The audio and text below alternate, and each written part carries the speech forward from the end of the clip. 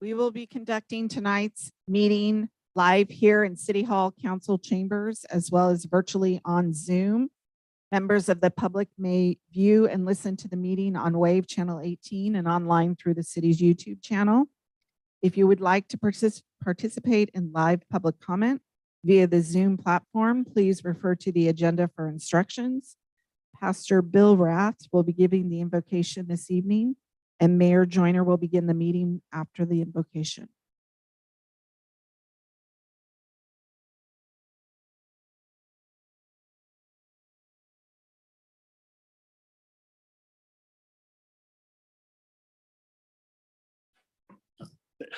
Hi, my name is Bill Rath, pastor of the Lincoln Christian Life Center. It's an honor to be able to pray this evening. Would you bow your heads and close your eyes with me? Lord God, we thank you so much for the opportunity you've given these men and women to help guide our city. I pray that you'd give them wisdom and guidance, Lord God, direction and favor as they step forward to allow Lincoln to be the best city it can be. I pray that you'd protect our first responders, just be with them in every aspect of their job and keep them safe. And God, I just thank you for the wonderful opportunity you've given us to serve this community. And I pray that you'd bless this meeting and this day in Jesus' name. Amen.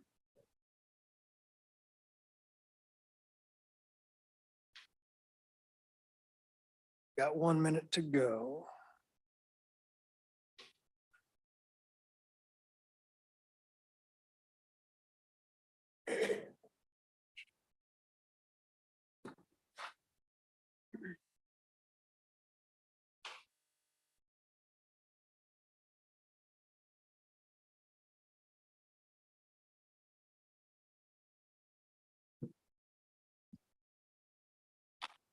All right, I show 6 o'clock straight up. Go ahead and call the meeting to order. Gwen, roll call, please. Yes, Councilmember Andriotta, I'm here. Good evening. Councilmember Carl Skint, Present. Councilmember Lauritsen, Here. and Mayor Joyner. Here, and Councilmember Brown is out this evening addressing a medical issue. With that, we'll move on to report from closed session. Unless I missed it, we had no closed session, so there's nothing to report. Pledge of Allegiance. We have a visitor from the Rockland City Council. Joe Gallardo, would you be good enough to lead us in the pledge, please?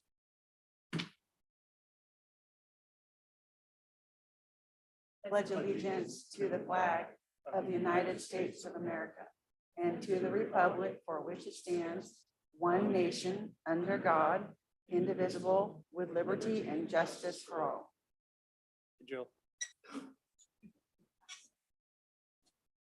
We move on to agenda modifications. Staff have any modifications they wish to make tonight? Council? No, sir. All right, we'll move on to presentations. Up first is item 6A, art sculpture presentation, Jim Phillips. Good to see you again, Jim. Yeah.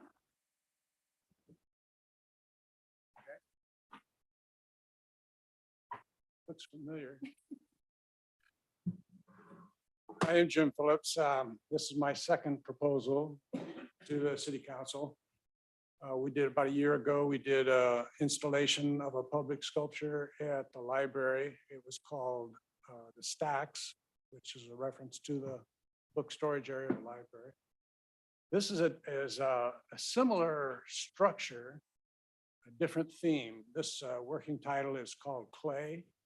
It's going to be, or it's proposed to be in the Bierman Plaza. We looked at a couple of different locations, and part of that will be in the proposal. And I'll wait till I get to those slides to show you the locations that we looked at. The slide you see there is Bierman Plaza from looking at the old City Hall, which is now the Lincoln Area Archive Museum. I'm fairly familiar with that. My wife's been volunteering there almost since we moved here 2 years ago. And she's very fond of the place.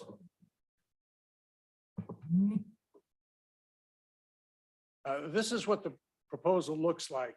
The light blue panel that you can see being held up by the rusty brown structure, which is representing a rusty split I-beam. The light blue panel is stainless steel. If you recall the pictures from the in the stacks that went in the library, that was a glass panel. That was a 1/2-inch tempered plate glass panel. This is stainless steel, 30 inches wide, 8 feet tall, and the little colored circular shapes in it depict ceramic bowls, and that's where the clay comes in. Those bowls are mounted through holes that are plasma cut in the stainless steel. And then, and so the bowl, if you can picture it, would be concave on one side of the stainless steel, convex on the other side where it penetrated the stainless steel. Some of the bowls would be coming in from one side, some of the bowls would be coming in from the other side. So they would be represent the bowl shapes, both convex and concave, on both sides of the stainless steel panel. Also, if you recall, the structural steel beam, I had a wide flange beam that I ripped down the middle with a plasma cutter and created 2 beams, T-shaped beams, turned those flanges back to back, and that's what holds that stainless steel panel up. So that wide flange beam is welded to a 1/2-inch base plate, which is depicted at the bottom of that picture on a 1-foot-high concrete base. It's a little bit about my background. This might be a little repetitive, so I'll run through it very quickly. I have a degree in art from Humboldt State. I also, I spent 5 years teaching art at the high school level. I slowly migrated from that into the construction business. Minor in college was industrial technology. I later got a degree in electrical technology, and I spent most of my career in the construction business. I've combined those 2 things in the art that I'm doing now. That's kind of what I was doing in Reading when I lived in Reading, and that's what I continue to do here. I think I mentioned before that I'm a philanthropic artist. I don't charge anything for what I do. I sometimes get small grants from local agencies to help us defer some of the cost, but that isn't even always the case. I do have a fairly large group of collaborators, and I've already developed that group of collaborators here in Lincoln. In Reading, I had a very large group of collaborators. Here, it's getting bigger all the time.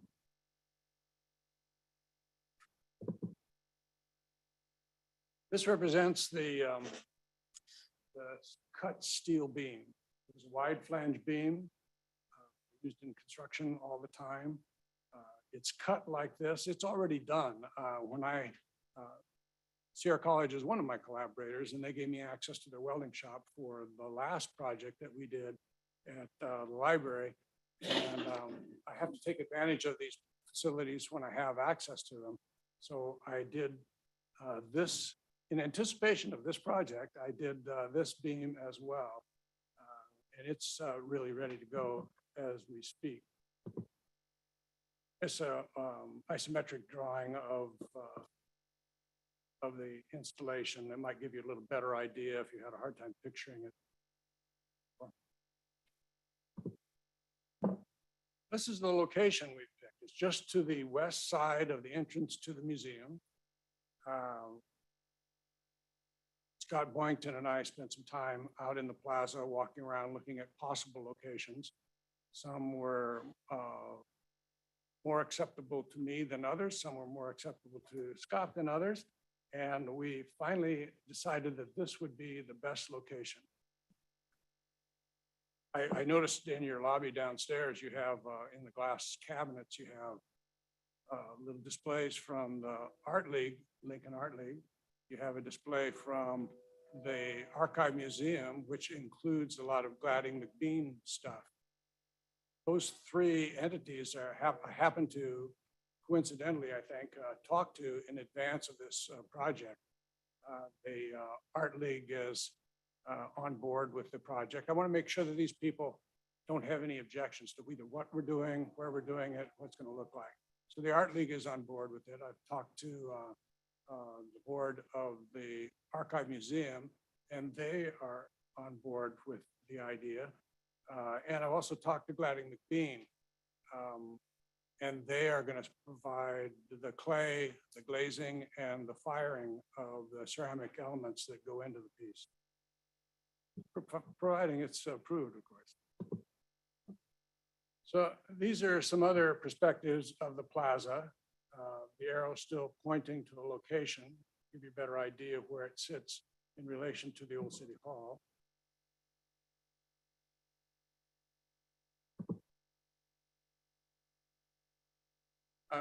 I'm sure these pictures are all familiar to you, these locations in the plaza. And if you're here for my earlier proposal, these are probably fairly familiar too. These are all in the Reading, well, not all Reading. The one in the center is up at the Highland Arts Center. It's in Trinity County. That is also made from split wide flange beams. Some of these are on the campus of Shasta College. Others are at the Turtle Bay Exploration Park and Civic Center in Reading. The one on the right, you may recognize, that's the stacks. That's the one we did here last year. That's at the Lincoln Library. It turned out well. I had high hopes for it, and I think it turned out as well as I could expect. We had a fair number of collaborators that ended up working on this with me, and that brings me around to another discussion about the piece that we're going to do here. I say we because I'm not proposing to do this as independently as I did the stacks. The bowls that are going to go into the stainless steel panel, I'm proposing to go out to the community. There are a fair number of ceramicists in the community. The Art League has several ceramicists that are part of the Art League. And I'm proposing to not only provide ceramic elements myself, but also to go to other ceramicists in the community. So this becomes more of a community project rather than an individual project. I also have a contact at the schools, and there's apparently a fairly active ceramics program in some of the high schools, or even elementary schools or junior high schools. And I'm hoping that I can bring in some young ceramic students and incorporate their work into the project as well. So that is it for my proposal. Hope we'll get approval for it and move forward. And, I'm ready to go. Thank you, Jim. It's so for us, this is agendized in a way that we can make a decision on it. But I think that we can probably get consensus to your presentation and the concept. And would we have to bring it back in the form? We would need to bring it back in the form of a contract like we did with the stacks, but given that we worked out those details, it would be largely a cut and paste and exercise, I think. So Jim and I will put our heads together and we'll have something back on the agenda as soon as we can. Council agree with that? Yeah, I have one question though. This looks beautiful. I know the one you did at the library was amazing and I'm very supportive. I was just wondering, in this location, did Scott raise any concerns about vandalism there? Scott didn't. That is always something that came up with the stacks at the library. That one is not in a public path, so Right. it's a little less prone to vandalism. That's a major problem for the city of Reading, much more so than for the city of Lincoln. I have 4 pieces in the city of Reading. The one at the library is the oldest. That's almost a decade old. It's in a high traffic, somewhat sketchy area. It's never been vandalized. The pieces themselves, many of them are concrete and steel. They don't lend themselves to anything but maybe graffiti. The ones in Reading, none of them have even had any graffiti put on Okay. them. We don't really know why that is. The idea with the ceramics is that anybody with a hammer could damage these things. With some caulk and a little bit of work, they can be replaced pretty easily. And I think we could find plenty of artists that would be happy to replace any damage that was done.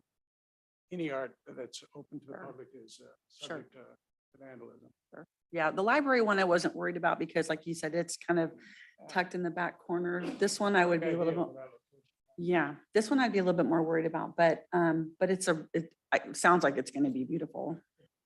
I'd be concerned about it too. Race. Chamber building. Yeah. Is ceramic. It's been well over 20 Yeah, Ray is actually my contact for the school figured you would system. We got together and spent some time in his studio, which is very impressive. And so I'm hoping that I might get a bowl or so from him as well to put in there. He's quite a legend in the ceramics area around here. He is. This is a great project. We really appreciate you Yeah. bringing it forward and be willing to frankly gift your talents and your time to the community. I'm, join consensus. I do want to say that I'm happy that you moved here a few years ago. And at the rate you're doing one a year, I hope you stay here for a long time because we can use a lot of art in public places. I move these things around by myself as a rule. They weigh about 140 pounds for each component. I'm not sure how many more years I'm gonna be able to do that. I have to think like ancient Egyptian and not try to pick too much stuff up, bend it and yield it. Yeah, it gets to be more and more of a strain.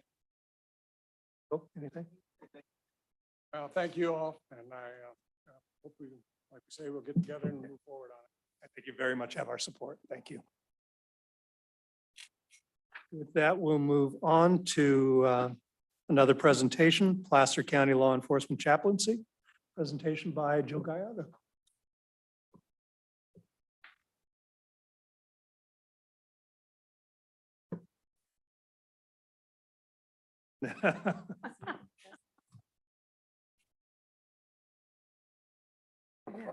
Well, good evening. Thank you, Mayor Joyner and members of the council. It's kind of fun to be on this side of the podium. Is it really? Well, it's amazing. It never happens, but we canceled our meeting tonight. So clearly my card just said I should drive to a council meeting and you guys were it. So thank you so much for giving us the opportunity to be here to share a little bit. I'm excited to be here with our lead law enforcement chaplain, Mike Boone from Placer County. And I just wanted to give you a little bit of information. We wanted to talk to you about what the chaplaincy provides to our county and to all the cities and our schools. I joined as a board member about a year ago, and I think I thought I knew the benefits, and I felt like I knew the benefits to our first responders. They're there to support them both during a crisis and after a crisis, and also then clearly to our families who are experiencing a crisis. But out there on the street, the piece that helps so much is they're able to work with our families and people that are impacted during that crisis time so that our first responders can do their jobs while they're there on the street. And then also with our schools in particular in prevention and also follow up, unfortunately, for some issues that we have all experienced. What I didn't know and what I assumed when I joined, I just thought it was a portion of the county budget and the law enforcement people funded. I knew that all the chaplains were volunteers. And when I say volunteers, not only do they work 365 days a year as a team, 24/7, they volunteer their time for that. And then also all of their expenses. So when there's fires and they're driving up there every day, they pay their own gas, they buy their own uniforms. I didn't realize the extent of what they did. But what happened this last, I feel like we all say, I'm changing BC to be before COVID, but COVID impact meant they couldn't do their fundraisers. They are fully funded by donations. It is not a budget through the county. And I'm grateful that Rockland has been an annual supporter, Roseville as well. And we realized we hadn't reached out to everybody, so not everyone is aware, and we needed to make sure that you were aware of the need. losing the fundraisers, they still got to pay rent. We still have to have insurance. We still have to pay for the expenses of running the operation. And so we're looking for folks for support, both annually and hopefully just something that you will consider. And Chaplain Boone is going to give you a little idea of some of the specifics of what they do, but I just wanted to share a little bit personally why this was important for me. I'm the proud daughter of a retired highway patrolman and sister of a retired highway patrolman. But more importantly, in 2001, my cousin Carolyn Boog had twin daughters, and she was blessed that they got a scholarship to college in Rhode Island. And she called her mom, my aunt, Mary Alice Wallstrom, and said, "Will you come with me to take the girls to school?" And so they flew to Boston and dropped the girls off. And they had been there for about 2 days when Carolyn and her mom flew home on American Airlines 11. Pardon me, I get better at this. They were on the first flight. They hit the Trade Center, and we lost my aunt Mary Alice and Carolyn. And Carolyn's two girls were in Boston by themselves and didn't know a soul. They had been there for 2 days. There was clearly too much demand for chaplaincy or people to reach out, and we couldn't get there. As you'll recall, all the flights were shut down. And so it was very fortunate that the local branch of the church that they belonged to stepped up and did what they could do. But I think our family learned firsthand, this is crucial work. That it is non-denominational. They are able to find, if someone belongs to any type of denomination, they're able to reach out and they have those contacts, whether it's a Shabbat, it's any religion or none that you want.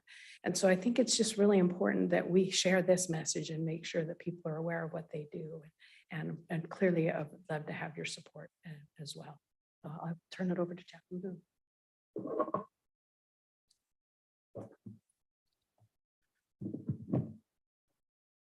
Mayor Joyner and council members, I appreciate the opportunity to come share with you this evening to give you a little bit of idea of what we do. Let me get the right button. What we do here with Placer County Chaplaincy. We've been doing this now for 43 years. So we're well established in the county, well trusted by law enforcement. So trusted that even both yesterday and this morning, Placer County Sheriff had a call just up the hill, just past the road closure. And they valued our services enough that they actually came down the hill to pick up our chaplains, to take them back up to the family that was in need, and stayed through the entire call to transport our chaplain back. And that was offered again this morning in Forest Hill. Fortunately, our Forest Hill chaplain had a four-wheel drive and was able to navigate that herself. But that's the kind of value that we've established with law enforcement in this community. So we're very appreciative of that. That's an honor that we make sure that we are good stewards of and that we take care of completely. And I pound that into my volunteers almost daily to make sure that they know that. We started in 1979 at the request of Sheriff Nunez when he was sworn in that year, and were incorporated then 7 years later as a 501c3. Now, even through COVID, as Jill mentioned, we served as an essential service. We didn't miss a beat. We didn't decrease the number of calls through all of that 2020 and early into 2021. We were there alongside the law enforcement officers that were out there doing their important work in this community. I list our mission statement primarily because I've kind of highlighted there the colors that sort of focus on the three different arms of what we do. The law enforcement community as we support them and their families. So we come alongside them. Already this year, we've come alongside officers for an officer-involved shooting and an in-custody death in the South Placer Jail, and so many other just daily events. Yesterday, we were alongside both Placer Hills Fire and the Sheriff's Office, and actually a forensics team from Chico State University as they were sifting through an unfortunate home that had burned and killed its 2 inhabitants. And they were sifting through in the snow looking for the cremains in that. And as Jill said, my chaplains, my volunteers serve at their own will and at their own expense. And unfortunately, it's going to be a very expensive call for the chaplain that was with me there on that call, as she didn't make it down the hill without encountering a tree. So that's the kind of risk and the kind of expenses that my chaplains take. We come alongside citizens of Placer County, not just in emergency callouts, but we're also there in schools when there's a school tragedy that hits. We're also there in schools when they do their every 15-minute program, which is DOI education, and the Right Choice program, which is drug awareness programs. So we come alongside in all that community service as well. You can see just the list of all the agencies that we serve. There's 11 primary county agencies there. Lincoln PD, of course, being one of our primary calls. And even in 2022, just to highlight the value of just to the city, and I'll get to county calls in just a second and be very brief right here. But last year, 2022, we responded in Lincoln to 33 emergency callouts. My chaplains put together 90 hours actually on scene. That doesn't count all the other volunteer hours that were involved, plus a DUI checkpoint that was held. That involved coroner's cases, death notifications, suicides, and a major accident fatality. So my chaplains came alongside that. I'll list in a moment the value of a California volunteer hour, but just those 90 hours on scene benefited the city by $4,000 by the value of a volunteer hour, according to independent sector. There's the kind of the big number I mentioned, our 35,000 hours of service, which includes our on-call, our dispatchers that are on 24/7, our supervisors that are on 24/7, our chaplains that are available to be called in community service, et cetera, et cetera. That 35,000 hours, again, by independent sector is valued at $1.4 million benefit to the county. You can see the work we did just last year, 267 callouts to the county. 38 of those were even just in December alone. It was a busy month. Over 8,000 citizens benefited, and 4,400 law enforcement personnel who we came alongside. Just so I started to mention in Lincoln, we served in those 33 callouts last year, 64 law enforcement officers. Obviously, that means some officers got the benefit more than once, and 144 of your citizens were benefited in that. Already in 2023, and this was as of almost a month ago, we'd done 2 critical incident debriefings, and we've come alongside several families, a couple of which were fentanyl deaths. That's our website. I'm happy to, excuse me, happy to answer any questions. I know that this venue won't be the one to answer those questions, but there's our website. You can get a hold of us through that, or you can, our phone number's on there, and we'll have an office number there as well that you'll feel free to call if you have any questions, suggestions, etc. You know what, Mike, I think I can throw it open to my fellow council members if they want to ask a question or make a comment. Okay. Thank you for being here. I do have a question. How many volunteers do you have on staff now, and how often do you onboard new volunteers? And what's the requirement? Okay, we have 35 volunteers active with 3, I think, that are left in training that aren't counted in that. We onboard new volunteers once a year in our academy. Our academy is 16 weeks long, 64 hours, plus two scenarios. Once when they come, when we have the every 15-minute program on, in terms of other high schools that are running that. And our participation in that is both on their accident scene that they run.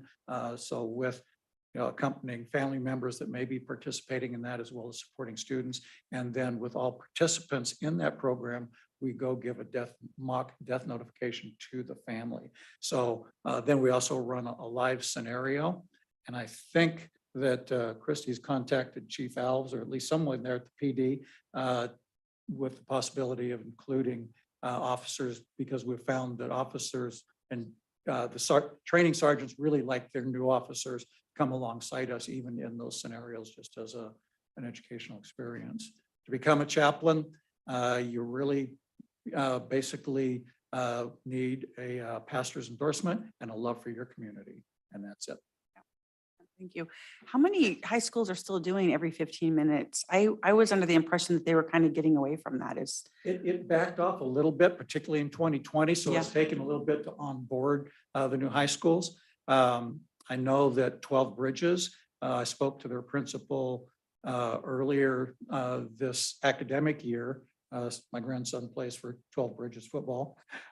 So we were there, and I spoke with the principal, and she is all over having the every 15-minute program next year when they have their first year of seniors. We just finished Wood Creek High last year. Granite Bay High School was the year before. So they're coming back on.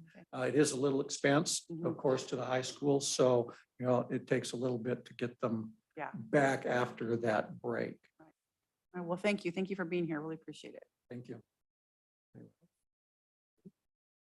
Thank you for your service. Thank you. So Jill, I think your purpose here was not only to make all of us aware of the work that the chaplaincy does, but also to reach out both to the public and I think to the electeds for support in those efforts. And so I would strongly encourage all of you in the public to look into this organization. They do remarkably good and very often unseen work in our communities.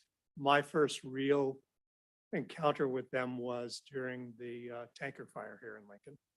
And they were alongside of us for 3 solid days and nights. It were some of the roughest that I've ever gone through in my life. So I'm very grateful for that. One of our former mayors, Michael Storrs, was a member of the chaplaincy for many years. I don't know if he still is.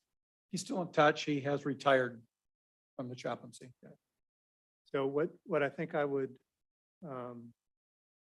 request of the council is, as we get to our strategic planning session and approach establishing our budget, we have some small discretionary dollars there.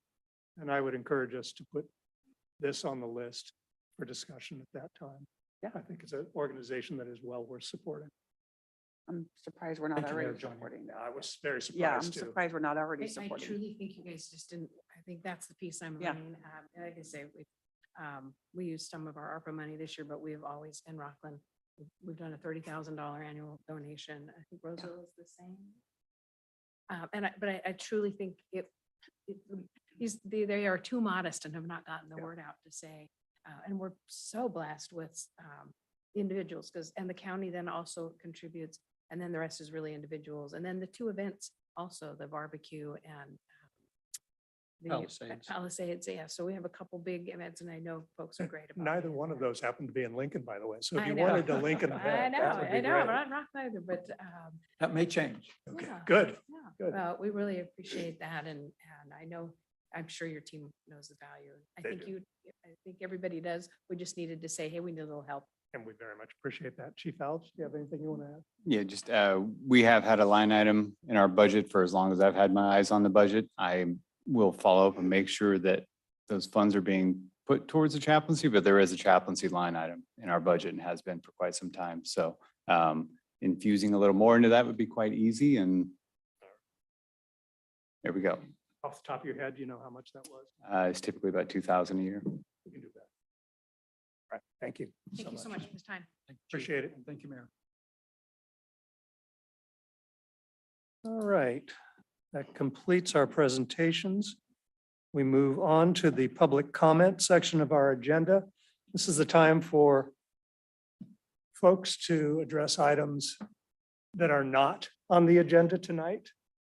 I've got a number of cards, so we'll start with these. And I have one more. Very good. We'll start with Don Beltry.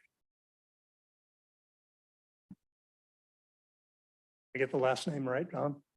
Good enough for me. Beltree, like a tree that grows. So thank you for asking. Thank you for the time that you give me today for the 3 minutes. We talk fast. I just wanted to ask City Council's help and support. Once again, I spoke 2 weeks ago about the homelessness at the Ravine off Gateway Drive. That weekend, we had great progress. Christine, once again, coming to the rescue for us, having the 72 hours put in and trying to get the homeless to have the 10 by 10 areas. Right before that day, though, that happened, there was a huge explosion because one of the homeless had a generator and it literally blew up and shook my neighbor's house. 911 was called, the police came, 2 fire trucks came. And then 2 days later, another fire was started. So nothing was changed from that incident. Also, what has happened is that we've called, I don't give names because it's really about the issues. It's not about who to blame. I want the support. We found out about that there was something called a code enforcement. It was put together in July of 2022. And so we've been calling the code enforcement person about this, about how can we help to remove the generators, the propane tanks, even just to remove anything out there. And when we talked about the generators, the person had said, well, generators aren't a concern right now. And we shared, well, yes, we've spoken with other people, with the city attorney and with the police department, and generators are not allowed in this area. And that person had said that's the first time they had heard about it. I'm like, well, they're part of that committee. So I don't know how we can help with clarity and communication to make sure that that's being enforced and understood. I do want to know if we can start enforcing the policy 464. To me, it was brought forth to me as a different draft of a policy called 436 in 2019. And I just learned tonight that it actually is a policy called 464. And it's about enforcement and improvement of parks and open spaces. And it actually states that the open space enforcement has to do with camping, has to do with sleeping, blankets, bedrolls, making a fire between the hours of 6 a.m. and 9 p.m. and that the Lincoln Police Department can enforce that. Obviously, when COVID happened, that wasn't able to happen, but COVID is now, I'm assuming, done. I'm a nurse and I don't wear a mask out in Hampton Public anymore, but I do have to work all the time that way. So I don't know, once again, what I can do to help. I'm not here to complain, but I'm here to see what I can do. I am the HOA president of our area where I live. What we started with the HOA is that now we have parking permits that are required. So we can see who's supposed to be parked there and who's not is now getting towed. And we also have purchased cameras at our 2 entrances of our development so that we can help record things and see what we can do. But once again, I come to you as help and support and give me knowledge of what I can do and hoping that the city can help also. So I thank you for this time. All right. Thank you, Don. Good news is Christine is also the head of code enforcement. So the word will get to the appropriate folks. Appreciate that. Thank you. Gary Burns.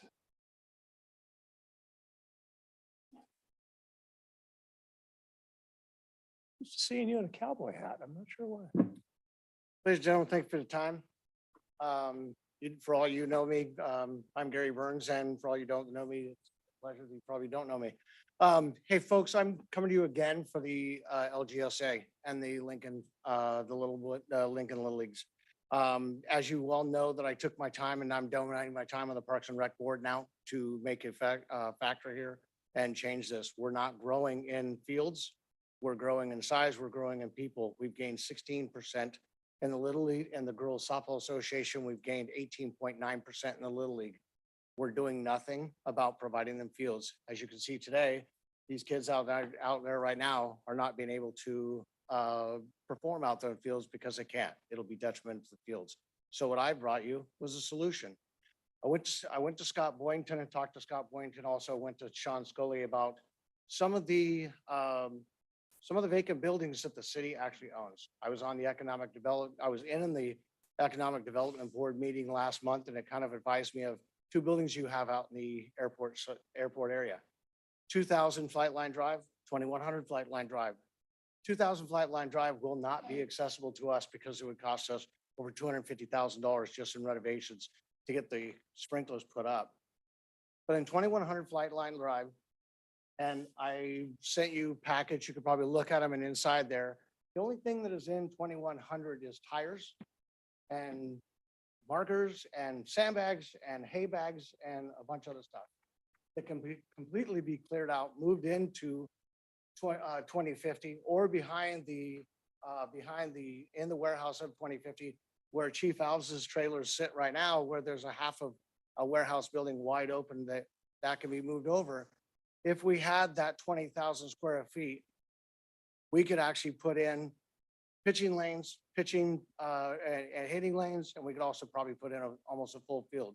We're not asking for you to fund it. We're not asking for $1 from you. What we're asking for you is to lease us that building. You take the tax write-off, forgive us that building. We'll do the fundraising to retrofit it. I've already put in calls with a couple of friends of mine that are electricians, also construction folks, and I've also put in a couple phone calls for a couple rock bands that are going to do a fundraiser for us to do it.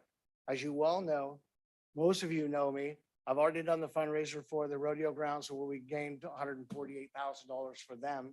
I also did the fundraiser for the veterans where we raised $48,000. I don't have a lack of ability of raising money. All I need is the space. This gives you an opportunity to provide a space for the Girls Softball Association and the Little League, and we'll even share it with the lacrosse team that's coming up and the soccer teams are available. It's an indoor facility where these kids can train in the inclement weather. I believe my time's up. All right. Thank you, Gary. Appreciate it. I have one name, Mallory. Mallory O'Reilly, and I live in Lincoln Gateway. And so my concerns today, and I know I've talked to a few people, especially the police quite a bit, but my concerns are I live right next door to the homeless encampment, and it has been increasingly more and more dangerous and unsanitary. And my concerns are just that the signs that were put in with the city, which we appreciate, you guys are trying to help the situation. They are just people are actively just taking those out of the ground. I have videos of a truck driving on the sidewalk that no one is supposed to be having cars except for the city. And they are going right past my front door and they're going over your signs and then they're taking their cars down there. It's a white truck. The increased amount of trash, the feces, I have a 5-year-old and it is dangerous, honestly, right now to live there. It is dangerous because there are unleashed dogs that come right up to my door. And the solution has been like, oh, call the police. Well, they can't do a whole lot with that situation.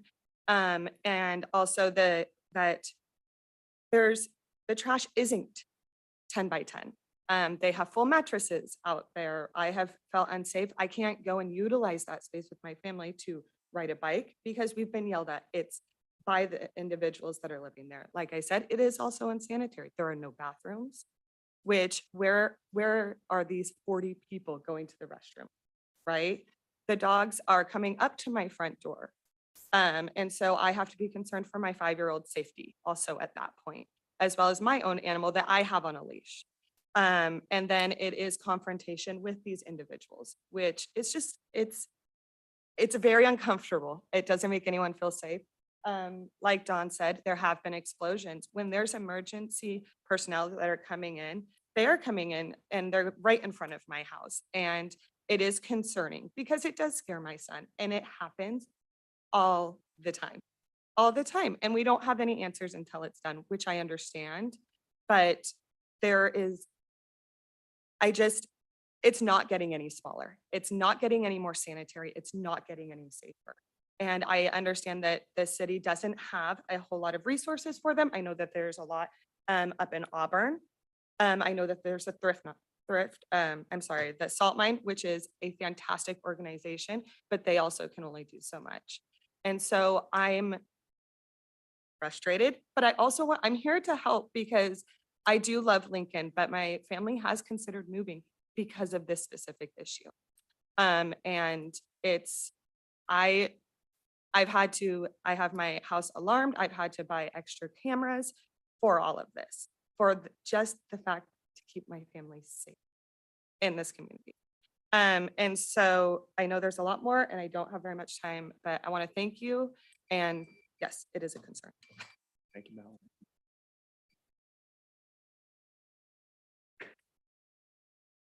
Mike Miller?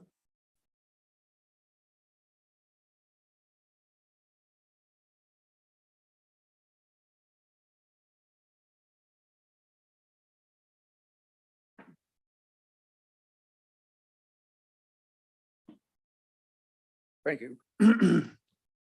How to get a stuck disc out of a tree. Responses from the discgolfcoursereview.com. I've done a little searching on this and haven't found much, so I figured I would ask. My buddy has a disc in a tree that has been there for about 5 days now. It's pretty hidden, and each time we play past it, we spend about 10 minutes hurling everything we can at it, but it is nestled right behind a hefty fork in a limb. There's no way to climb the tree. Fell once trying. It's about 20 feet up. I tried shooting it with a BB gun this morning, and they just came back at me with the same velocity they left with, which was kind of fun. Any suggestions? Do you have a Fat Max tape measure? If there are branches to stabilize it, I can cut stuff out at 20 feet. Bring a long tent pole with you. 60% of the time it works. Chainsaw, golf balls. This is why I carry a softball in my bag. A wrist rocket. I voted baseball because have been used by my water bottle in the past more than half full. I got a brand new stiletto stuck in the tree today, and I just couldn't get it down. I nailed it with a rock, but it was stuck so good and it's too high to poke it out with any kind of stick. So I'm wondering if anyone else has any ideas. Answer, how high is it? I've always used a lacrosse ball, but you mentioned the rock couldn't get it, too high for a collapsible tent pole. Beanbag. The guy I occasionally play with brings a slingshot with golf balls for this kind of problem. I don't know how well it works, but it's probably more sensible than a rope and a grappling hook. Slingshot, lacrosse ball. I carry one in my bag, otherwise climb the tree. Slingshots with larger projectiles work pretty well. Don't use small pebbles or buckshot BBs. I've punctured a DX disc with buckshot. The disc came down though. I carry about 10 golf balls in the pocket of my bag. Can't remember ever having to leave a disc in a tree. So there's a lot of flying objects in the disc golf community. And it would kind of be dangerous for people walking along the path and stuff. So what else could they use? They could probably use a shotgun. You know, there's just a whole lot of ways of getting it out. Climbing a tree damages a tree. Leaving the disc up there, throwing golf balls, projectiles, whatever they gotta do to get the damn disc down is litter. So, thank you. Thank you, Mike. So I thoroughly enjoyed hearing you read that. I wanted to have you reading books on tape because that's a great voice.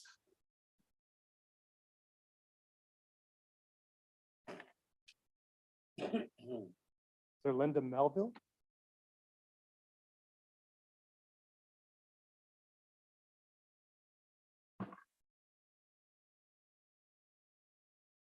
Yolanda Melville, Lincoln resident since 2004.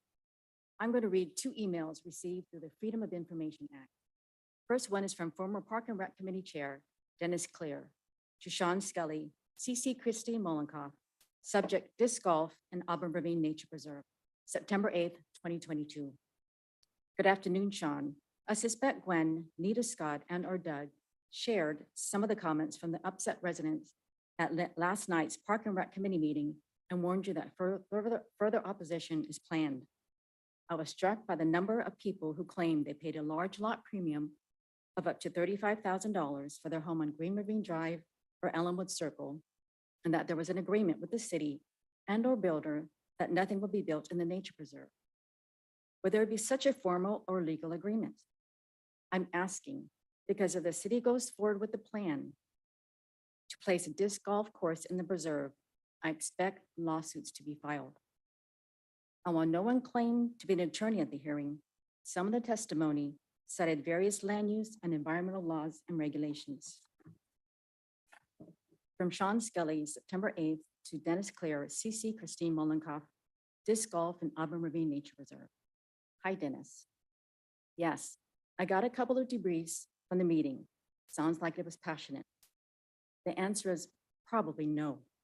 Well, I'm sure it's true that the developers charged more for the lots adjacent to the space that obviously would have been the business to do so, and the city would not have been involved in that. Additionally, I would hazard to guess that there is no disclosure of statement of fact or statement of fact in the actual real estate documents for those homes that absolutely guarantees how the open space use will be used in the future, because frankly, they don't control the use of the property, the city and the Army Corps do. To clarify some information, I'm going to read the disclosure statement from our actual real estate documents. Traditions is located in the city of Lincoln within the master plan community, Lincoln Crossing. To the north of Traditions, there are approximately 63 acres of nature preserve and a 9-acre regional park. The nature preserve will incorporate a trail system for both bike and pedestrian travel. In addition, the area will be preserved in its natural condition with oak trees and wildlife habitats remaining intact. The nature preserve will attract and house many animals that are indigenous to the area. In the special assessment section, it states, this property is subject to special assessments which are included in your tax bill. It also states in bold letters, you should take these special assessments into account in deciding whether to buy this property. So I'm closing saying homeowners appreciate and value nature to the extent that they are willing to pay the special assessments for management and protection of all nature preserves in Lincoln Crossing. Thank you.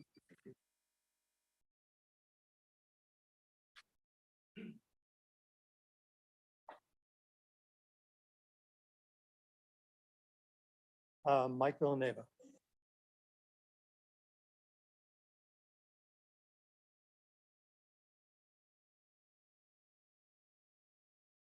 Have you got a voice like Mark?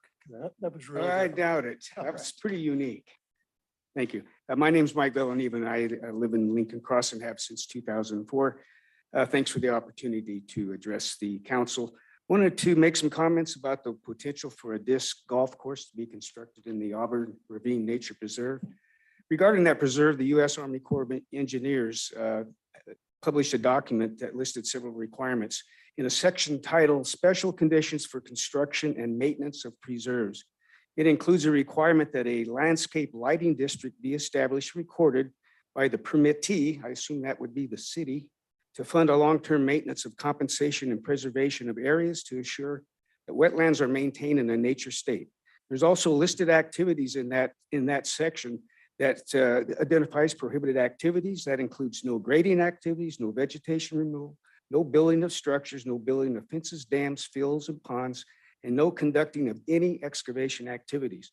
Other activities approved for construction and maintenance are permitted, only activities that meet those criteria. Additional requirements in the document include nature preserves area will be signed where appropriate.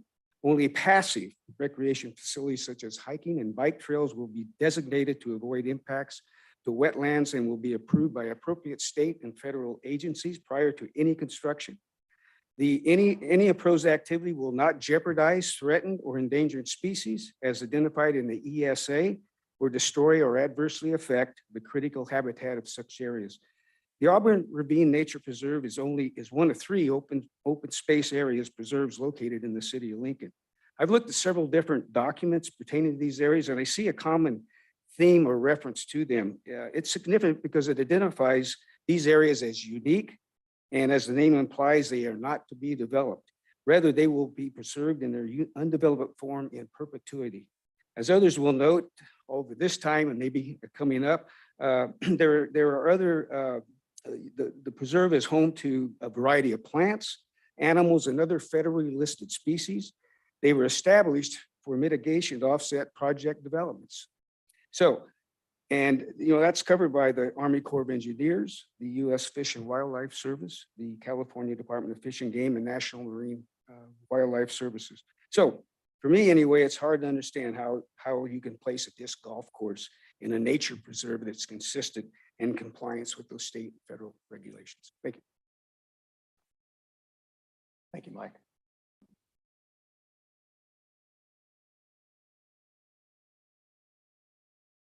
Alan, how do you pronounce your last name? Rudno. Yes, thank you. Yes, thank you for letting me speak. I live right along the ravine, and I'm one of the homeowners that paid extra for our homes. But that aside, what I wanted to share with you, I have a letter of support from 5 different organizations, and I'll tell you which ones they are first. They are the Conservation Committee Chairperson from Sierra Club, Mother Lode, the June Wilson, the Conservation Advocacy Co-Chair for the California Native Plant Society, the Conservation Chairman from Sierra Foothills Audubon Society, and the President of the Friends of the Auburn Ravine, and also Friends of the Swainson Hawk. So this is just a brief letter of support, but they say, ladies and gentlemen, we ask that the city of Lincoln not build a disc golf course in the long-established Lincoln Crossing Nature Preserve. The change from open space to a disc golf course will have a strong negative effect on nature resources. The Lincoln Crossing Nature Preserve has a protected status. Per the Declaration of Restrictions, the city should not allow construction of infrastructure or uses within the nature preserve that would directly or indirectly cause current or future damage to the wetlands or the wildlife habitat. We ask that the city choose a different site for construction of a disc golf course. Please maintain Lincoln Crossing Nature Preserve for the enjoyment of current and future generations to come. Signed by each of the people that I have designated initially. So what I will tell you is that if anybody is interested in understanding what some of the protected species are that are in the preserve, I've brought some flyers that I'll be happy to share. And I would urge you to not enable the disc golf course to go in that site, but to choose a different site. So are there any things that I can answer in the form of questions? Anybody have any questions about this? I don't think so, Mike. It's Okay, so the, we have quite an extensive committee of people, many of whom are some of whom are represented here tonight. We also have a petition in support of this that has been signed by 962 people so far, and it's growing like crazy. So there is a lot of support asking, and believe me, we're not against disc golf. We're only requesting that it be located somewhere other than in the nature preserve. So thank you. Thank you, Alan. So during public comment, we're really not allowed to respond to anything. All right. And I think we all got copies of the letter you spoke of.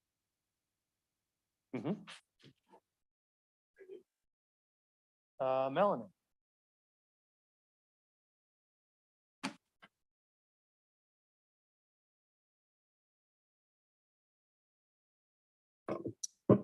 Good evening, council members. Wish I had an answer for the disc golf course and a great spot for that, but I think that's still forthcoming. Tonight, right now, I'm here to present some thoughts on the Ferrari excuse me, the Ferrari Pavilion project that came through the Planning Commission and was approved. The design was approved last week at the Planning Commission's meeting. I will say that this site design is terrible. It does nothing to improve the welcoming feeling we want to have here in Lincoln.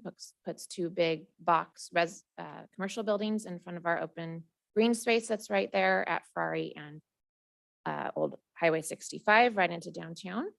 And it continues the pattern we have of grocery store, gas station, fast food restaurant, Lowe's, fast food restaurant, gas station, Safeway, fast food restaurant, gas station. I think I missed Rayleigh's, but Rayleigh's also has gas station and fast food. And now we're apparently going to have a grocery store, fast food, and gas station at Ferrari Pavilion, along with a child's educational center right there in the same site. I don't know what this pattern is that I see developing of gas stations / car washes being put right adjacent to young children's educational locations, but it's not appropriate. If this is what is designated in our award-winning Lincoln Master Plan, we need to revisit it. We no longer live in an era that is where it is acceptable to have a child's learning facility next to a gas station.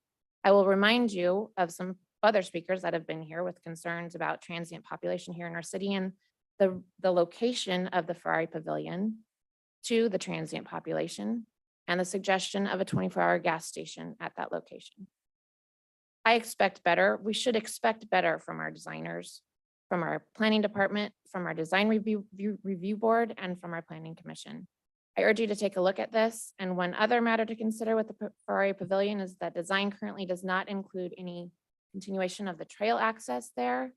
We don't recall that the planning commission included that. So that's something to take a look at moving forward, as our trail system here in Lincoln is a gem. Thank you. Thank you, Melanie. Just as clarification, the planning commission approved an extension of a project that had already been approved previously. They were not approving the design that had already been done previously. This was an extension of the existing entitlements. It was an extension of the existing entitlements. It was an extension of their map only. Their design has expired, so they're going to have to come back. Okay. That one is news for me, so. Good. Good. That is the last card.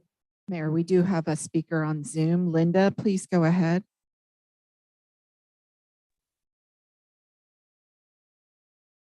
Go ahead. Linda, you're unmuted on our end. You should be able to speak. Apparently she's having troubles. All right, Linda, I'm going to give you a few more seconds here. And actually, why don't I do this? See if you can work that out. Anyone else in the audience wishing to speak on an item not on the agenda? Mr. Chapman, and Linda will try to come back to you.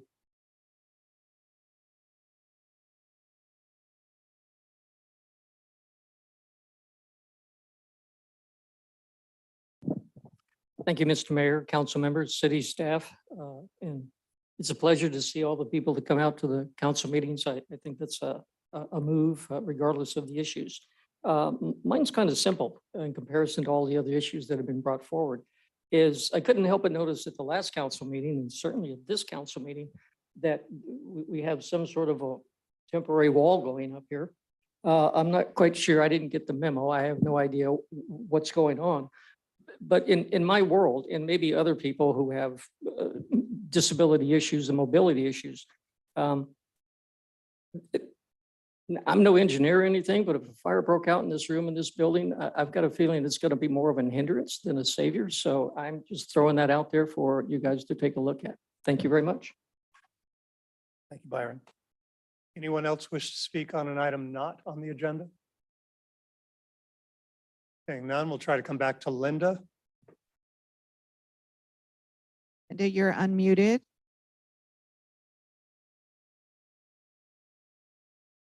All right, I apologize, Linda. We're not able to pull you into this. If you continue to want to make some comments, you can email those to the city clerk.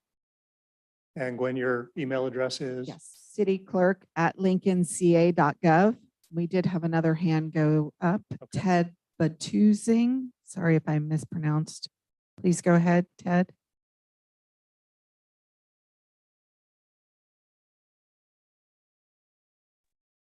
Can you hear me? Yes, we can hear you, Ted. Okay.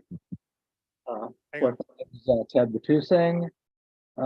I've lived in Lincoln for over 16 wonderful years, thanks to you.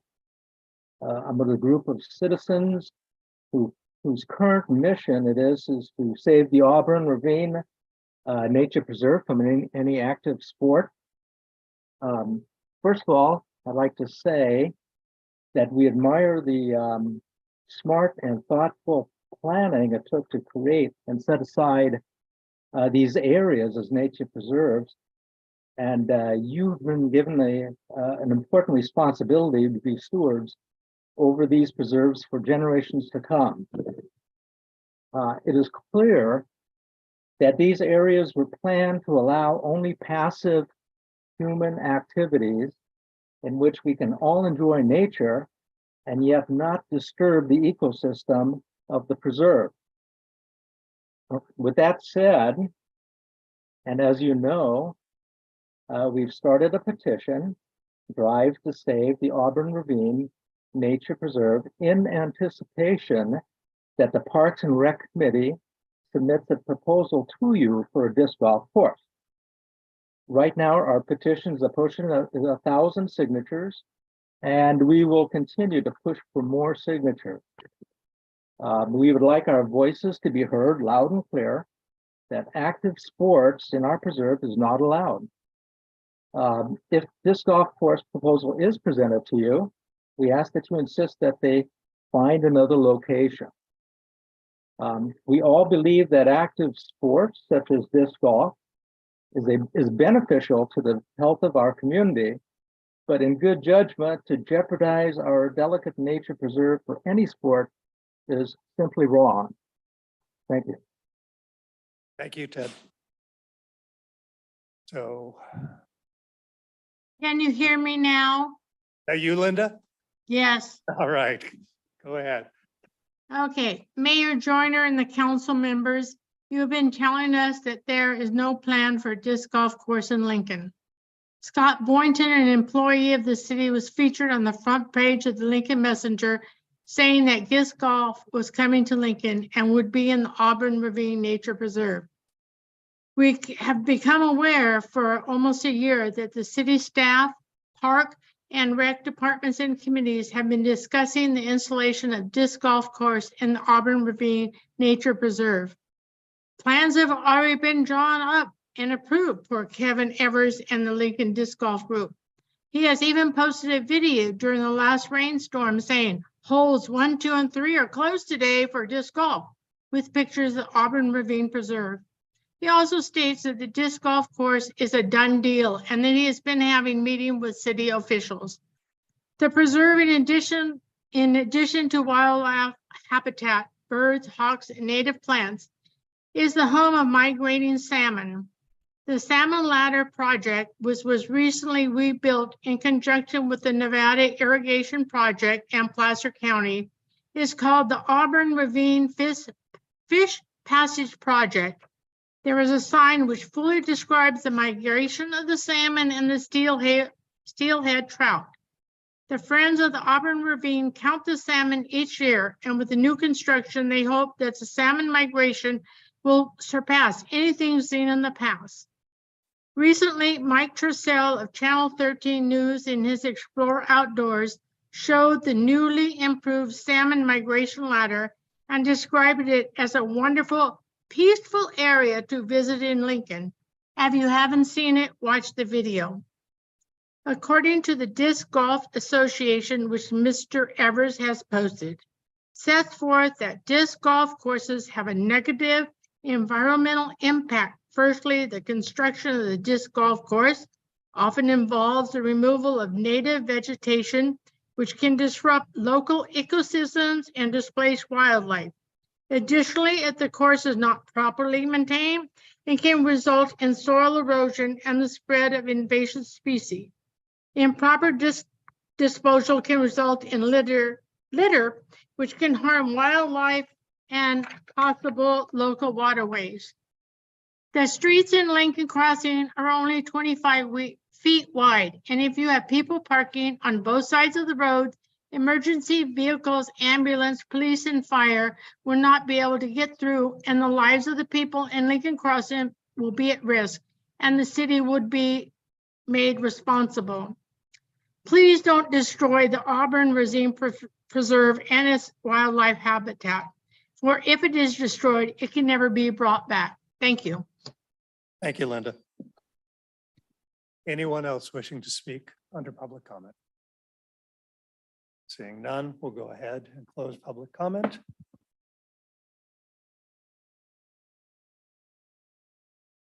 Might help if I turn my microphone on. We'll move on to the consent agenda. I have one request from council to pull item 8E. Is there any member of the public that would like the council to pull an item for discussion? Seeing none. Anyone online, Gwen? Move remainder of approval, remainder of the consent agenda. I second. I have a motion, a second. One roll call, please. Yes, Councilmember Carl Skint, Yes. Councilmember Lauritsen, Yes. Councilmember Andriotta. Yes. And Mayor Joyner. Yes. We move on to item 8E. Dan, do you need a brief presentation or? No, I don't need a presentation. I'm bringing up somewhat of a philosophical issue in that this is closing out a project that started out with the 10% reserved, ended up with the reserve, not reserve, ended up with contingency costs that were actually greater than the original project cost. And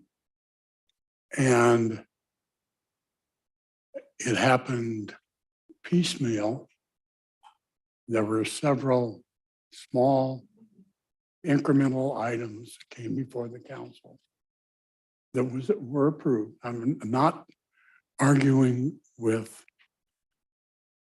the facts. I'm arguing about when we approve a project and we have an estimate of $100,000 and a contingency of $110,000, we're approving a project that we think costs $110,000.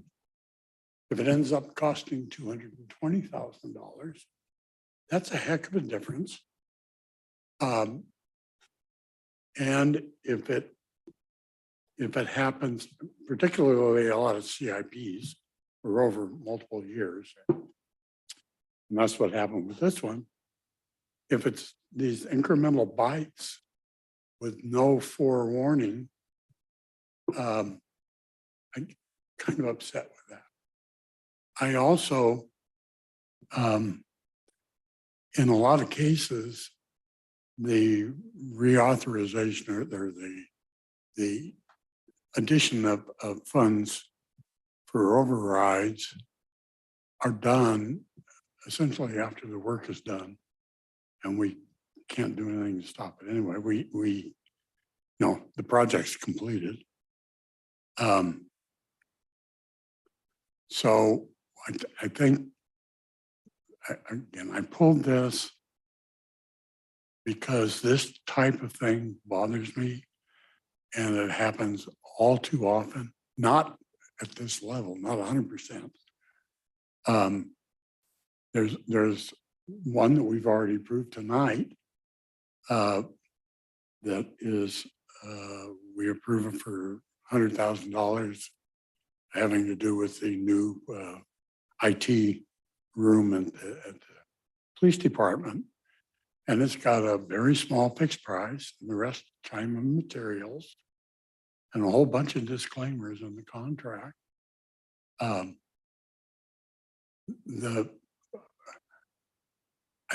think that we somehow, and I'd like staff to come back with a process so that when you see a project that is getting out of hand, if you will, not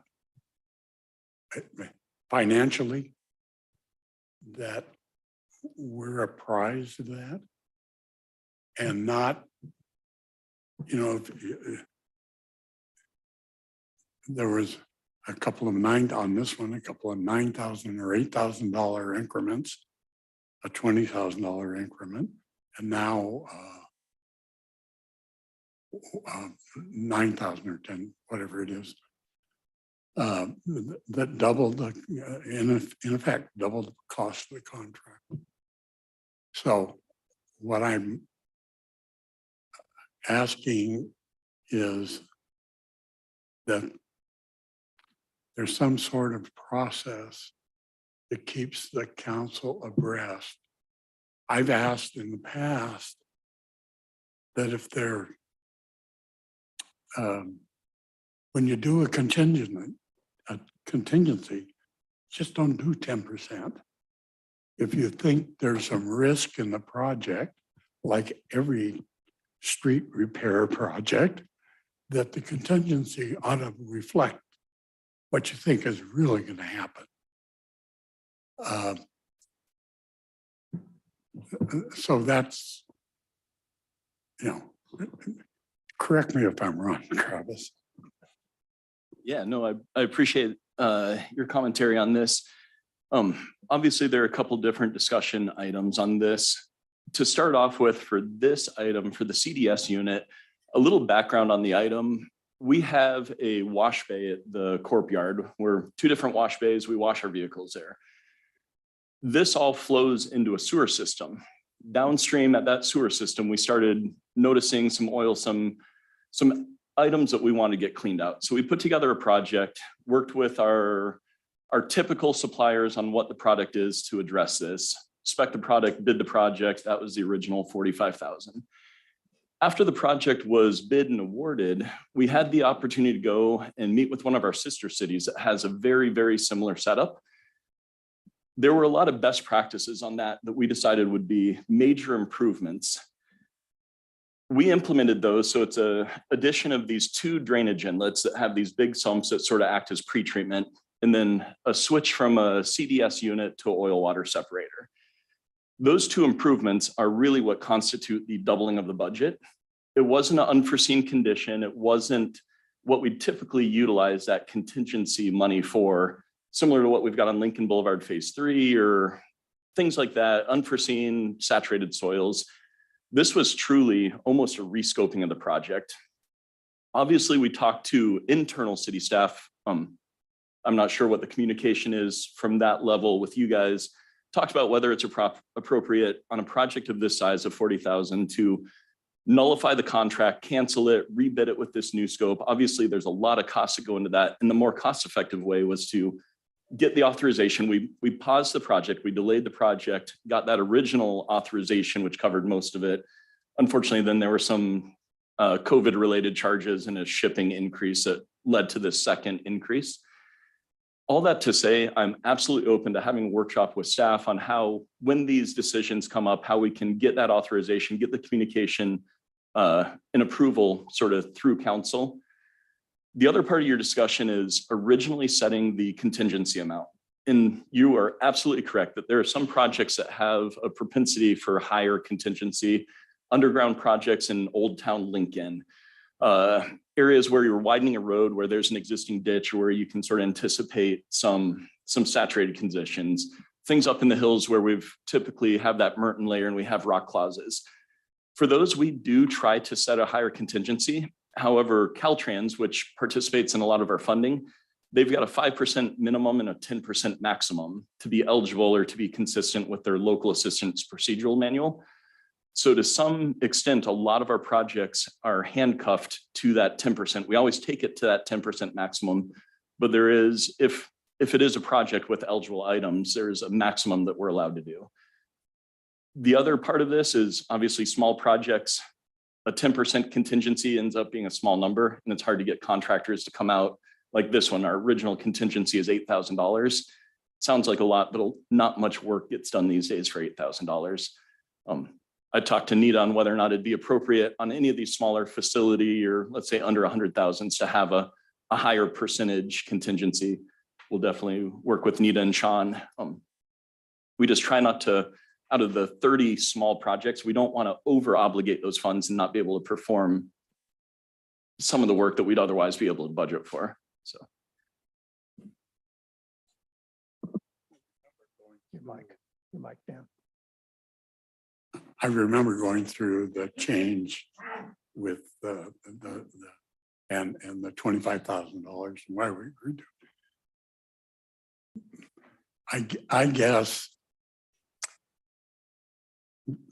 that was almost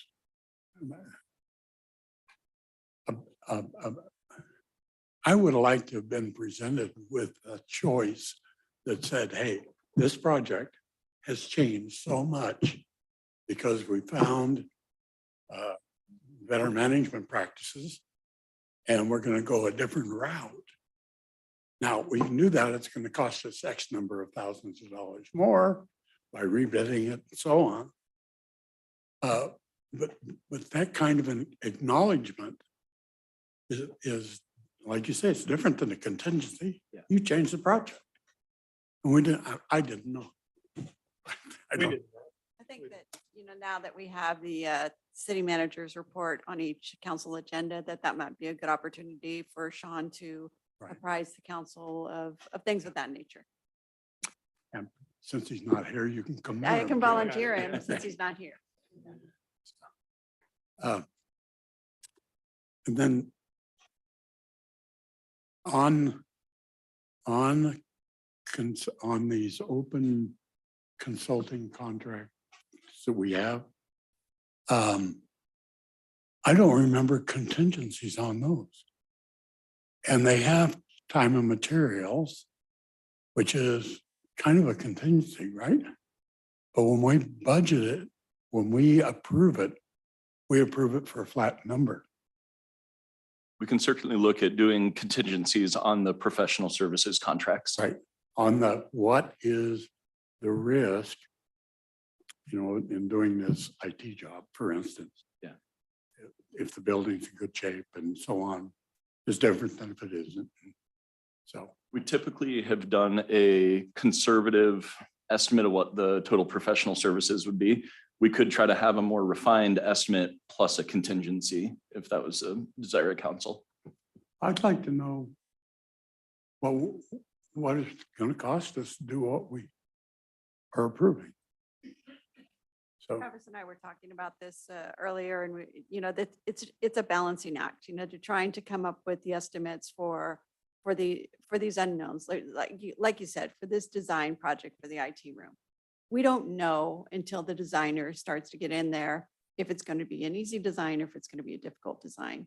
And we have to balance between wanting to come up with a conservative cost versus estimating a cost that may hold up funds that aren't needed. So we're trying to find that, splitting the hair of that line of an amount that doesn't hold funds so that those funds are available for other things, but doesn't come up with an estimate that's so low that we can't get the job done. So I think, and correct me if I'm wrong, but one of the bigger things in this for Dan, and I think for the rest of us, is just keep us informed. Sure. It's when we get down the road like this and then discover what's already happened, there's not much we can do about it. And so the more informed we are, the more comfortable we are. not that we would do anything different. Right. It's just, here, project's completed, and oh, by the way, anyway. Nita and I will work with Sean on a way whether or not we reinstate the inside Lincoln updates that we used to provide on projects, or if it's through Sean's presentations, but. But it should only be things that are significant. I mean, where there's a material difference to the road. And you can certainly do that in our one-on-ones as well. Just keep us in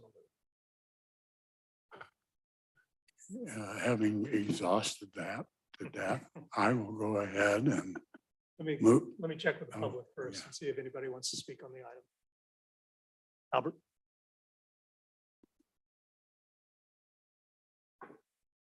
Good evening, Albert Schreiber. Mr. Carlskid just said he would like to be aware and informed as to what things are going to cost, especially when they're coming up and changing.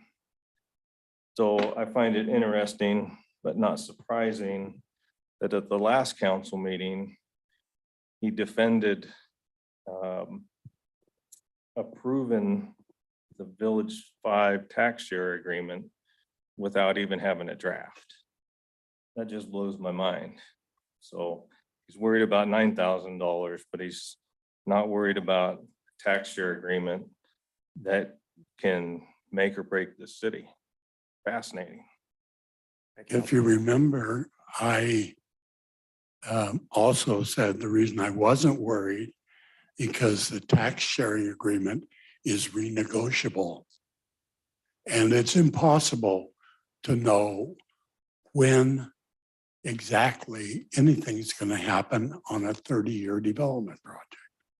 So two different things between a project that happens in a year and doubles and a project that you're estimating over a 30-year period. So any other public? Anyone else wishing to speak on this item? If not, I'll accept a motion. I move we approve it. Resolution 2023-36, authorizing the city engineer to approve change orders with Consolidated Engineering for an additional $9,254 for CIP 490 and increasing the total change order authority to an amount not to exceed $44,831. And we accept the Courtyard Vehicle Wash Station Filter Project 490 as complete and authorize the city clerk to file a notice of completion with the Placer County Recorder. Second. I have a motion and a second. Roll call, please. Yes, Councilmember Carlskint, Yes. Councilmember Andriana, Yes. Councilmember Lauritsen, Yes. and Mayor Joyner. Yes. That completes our consent agenda. We move on to public hearings. Item 9A, conduct a public hearing to consider an appeal of the Planning Commission approval of the specific development plan and development permit design review for Deer Crossing Retail Center, and if so desired, adopt resolution 2023-037, denying the appeal and upholding the Planning Commission's approval of the specific development plan and development permit for the Deer Crossing Retail Center. Yep. So Mayor Joyner, if this does go forward tonight, I'm going to recuse myself because I am very connected to the church and I have been for many years. So for the sake of the city and the sake of Lincoln Christian Academy, I'm going to step out until you're done. All right. Thank you. I'm going to toss this to the city attorney before we move on with our discussion. Christine. Yes, thank you, Mayor Joyner. So just for the benefit of the public, I wanted to take this opportunity to explain the role that the city council is playing in this appeal hearing this evening. So a city council serves in different roles. Typically, the one that you're most familiar with is what you were seeing earlier, and that is their legislative role, which is the authority to adopt ordinances, policies, and endorse contracts, that type of thing. The second, which is what you're going to be observing tonight, is their quasi judicial role. This is related to administrative hearings that require a fair process and due process under both state and federal law. There are no formal rules of evidence required, just that those with an interest be given a meaningful opportunity to prepare and to have their issues be heard. Excuse me, just a real quick second. In light of that last statement, in consultation with the mayor, given that we have one council member that has recused herself and another who is ill and unable to attend tonight, leaving while still a quorum, 3 council members on the dais to make this decision, the mayor asked that I open it up to both the applicant and the appellant to see if they would prefer to move forward tonight or if they would prefer to continue this to our next council meeting to the second Tuesday in March to a date certain at a time where we can hopefully have 4 council members present.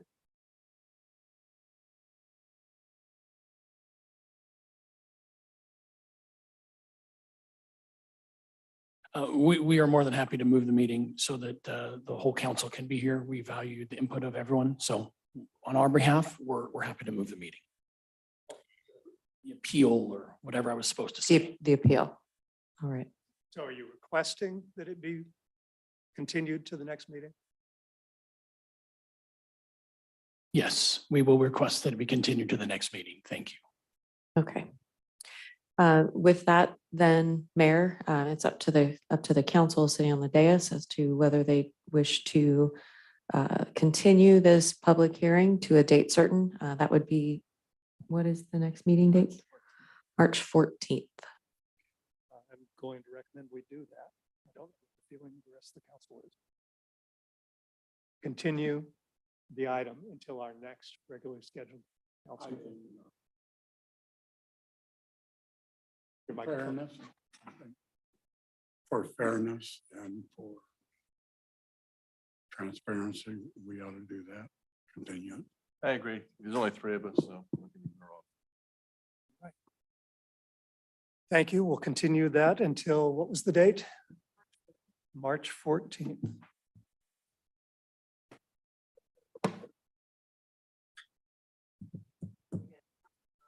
Yep.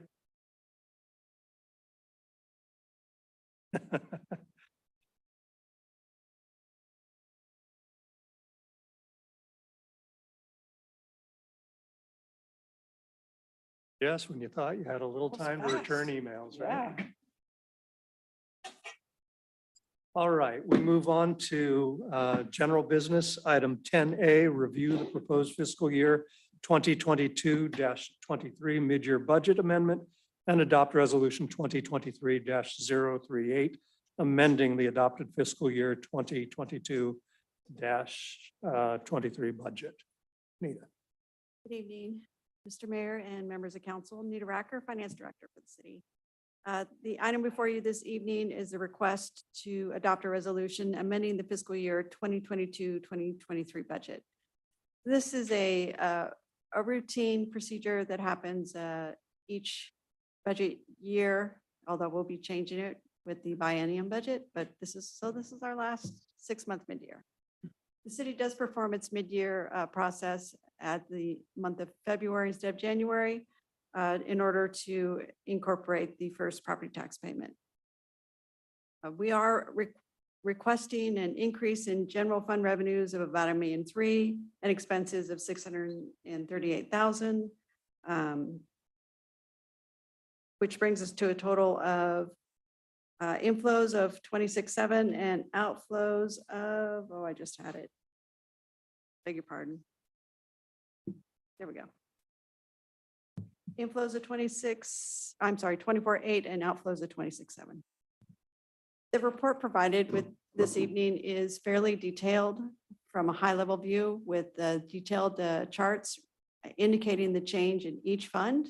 I am happy to relay additional information in the report or simply answer your questions. I will leave it to the pleasure of council.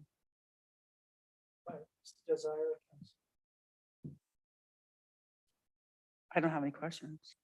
I know.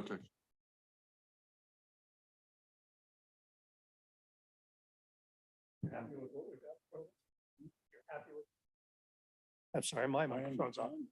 Yeah. It's good. Yeah. All right, you are content with what's before us. You don't Understanding need further explanation or have any questions. Okay. All right, I am as well. So thank you for that. I'll open it up to the public in case anybody has any questions. I see our city treasurer in the back. This is your time to shine. Always say something. Thank you very much. I'd just like to say, I've seen a lot of these reports come through over the years and the city and the finance department continues to improve the transparency. I think adding to the wealth of knowledge that you're putting out there so the community can see what's in there. It's very easily to see. It's laid out very well. So there's a lot of numbers there, obviously. As I say, we continue to make strides going forward. So thank you, Nita, and your staff. Anyone else? Anyone online? So I want to echo what Richard said. There have been similar reports in the past that are not nearly as easy to follow. And as you begin to refine these and bring more and more information to us, I think what you're seeing reflected here tonight is the council is comfortable and trust what's coming out of your shop very much. And that has not always been the case in the past. We very much appreciate it. Well, we appreciate that. And of course, all of the credit for this goes to our budget manager, Ruth Ann Codina, and our budget analyst, Prashil. So I wanted to thank them both this evening for all the efforts and work that they put into this. Thank you for us as well. Thank you.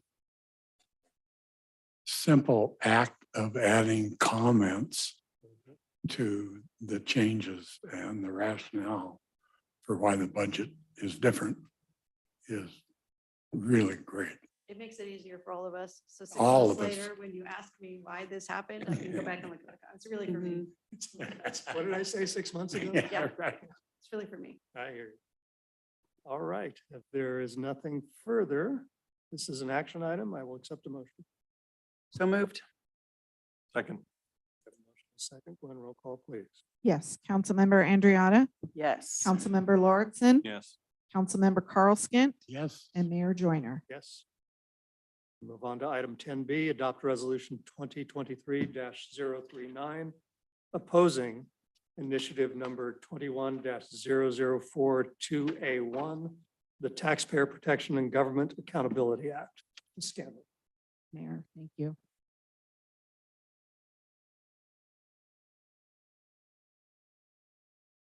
Good evening, Mayor Joyner and council members. The California Business Roundtable, AKA CBRT, is the lobbying arm of the largest and wealthiest corporations in California. In January 2022, the CBRT filed the Taxpayer Protection and Government Accountability Act, which qualified for the November 2024 ballot earlier this month. This prompted the League of California Cities to send out an action alert asking cities to join a coalition to defeat the deceptive ballot measure that would undermine local fiscal control.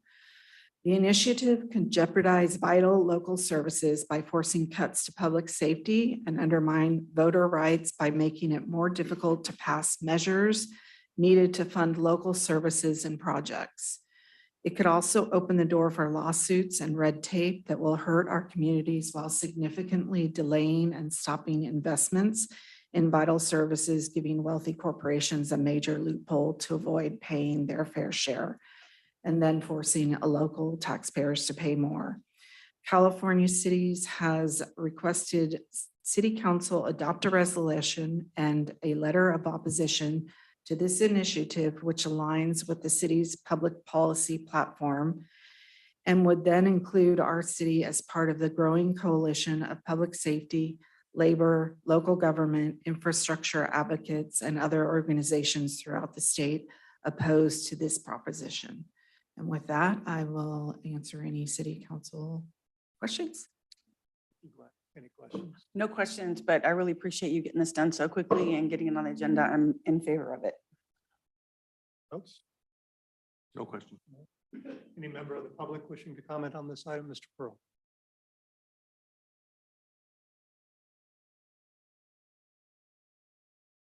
Thank you, Mr. Mayor and Council. Richard Pearl, City Treasurer. I know it's going to be difficult to vote to be against the Taxpayer Protection and Government Accountability Act. There's so much in there that just resonates with people, but it's resonating for the wrong reason. There was a journalist years ago, Sidney J. Harris, who had a column called Antics with Semantics. And I think that's kind of what we have here also. It sounds very good, but there's so many bad implications that follow if this initiative were to pass. So what I'm saying is I personally support if you are going to do that, I think it's something that we need to do as a government to protect our rights for for the citizens.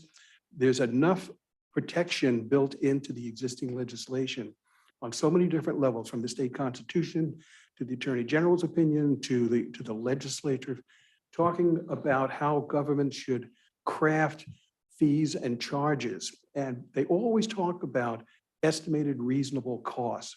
And they did that primarily to give the communities, especially the cities and counties, the flexibility to come up with costs that are reasonable, but they have to be documented.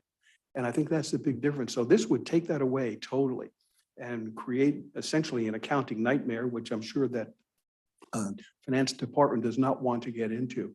But there's downstream legal implications over here. It really is something that that we should, as a community, take a very strong stance and continue doing the good things that we do financially and legally. So thank you. Great. Thank you, Richard. Anyone else? Mr. Chapman?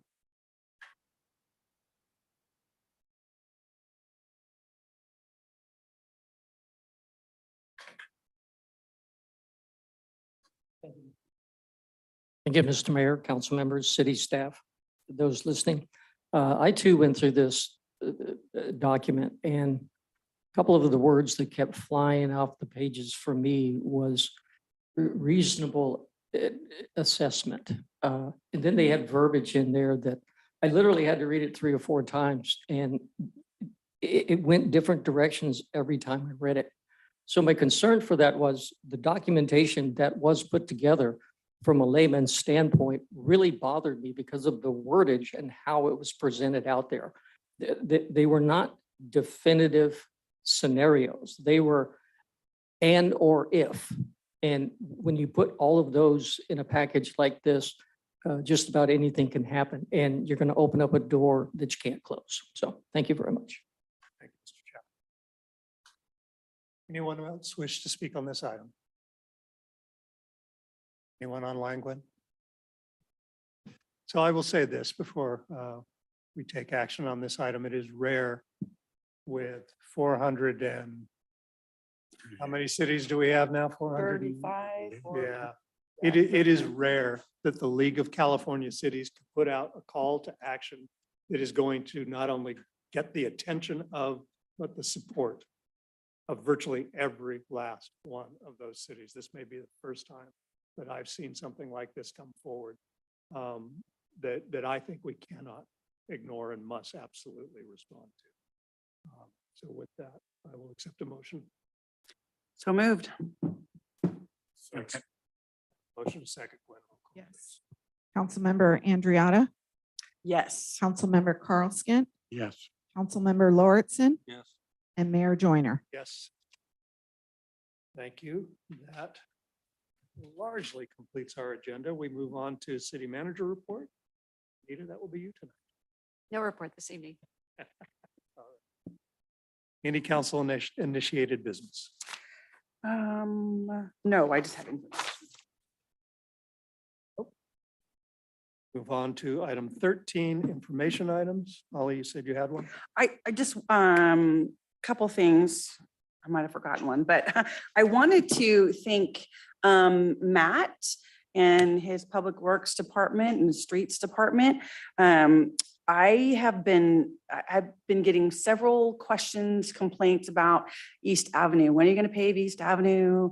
And I said, well, it's on the schedule. I'm looking into it. And before I could even, ask anybody when's the schedule, it was being paved. Now I realize it's not the full job, right? But it's, I had people message me back, oh my gosh, you're a miracle worker. You got it paved. And I'm like, well, I wish I could take credit for it, but I can't. So I wanted to thank you and your department for getting that done, because that is huge, huge, huge.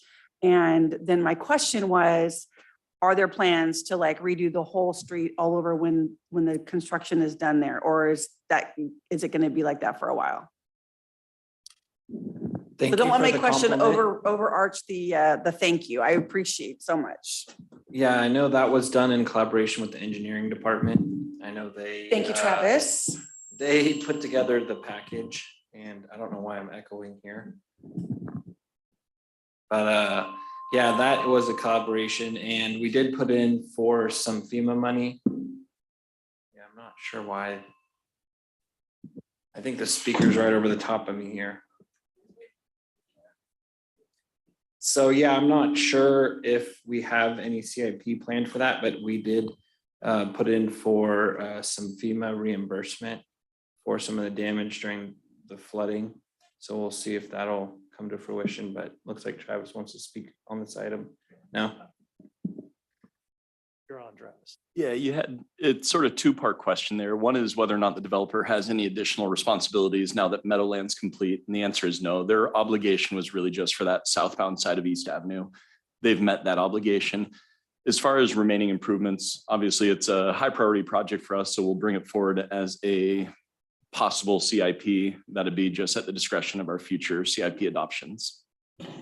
Well, thank you. I appreciate that. And I just wanted to say thank you for getting that done. And I'm sorry, Mayor, I am gonna kind of back up just a little bit because you mentioned FEMA money, which reminded me that Sean had said we were gonna try to do that for Airport Road. Does anybody know what the status is of that? Because that one is like a third world country out there. We Yes. don't know the status, but Edgar Garcia believes that he's been successful in Marin County with the program. There's a lot of requirements to comply and get reimbursement, but he does feel confident that we'll get some traction. We're not to what level, but Airport Road was included in that package. Great, awesome, thank you. And then just lastly, I wanted to thank staff for doing such a phenomenal job of not just holding down the fort, but keeping things moving while Sean is out. And we'll continue to pray for him and his family, but thank you guys so much. You're all doing a great job. Yeah, I think we all will endorse that.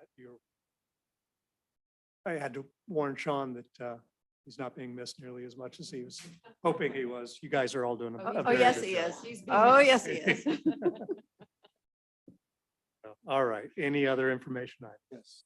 Okay, there will be a presentation by the Titan Missile Site Environmental Remediation Committee on March 8th at 1 p.m. in Orchard Creek. The presentation will be made by that committee. We've already received responses of people who will attend. The Army Corps of Engineers, the California Regional Water Boards will send a representative. We've seen that we're going to have representatives from Congressman Kiley's office, Assemblyman Joe Patterson's office. There'll be a representative from Senator Feinstein's office, as well as the county and the city. Anyway, again, it's March 8th, 1 p.m., Orchard Creek, the Grand Ballroom. Thank you, Bill. Thank you for that, Bill. It's open to the public. It's open to everyone. I think it's important, though, to note that that is not a committee of the city. It's a group of citizens. Yes, a group of citizens. Yeah. All right, anything else? That's it. Well, with that, we've completed our agenda, so we stand adjourned. Thank you all.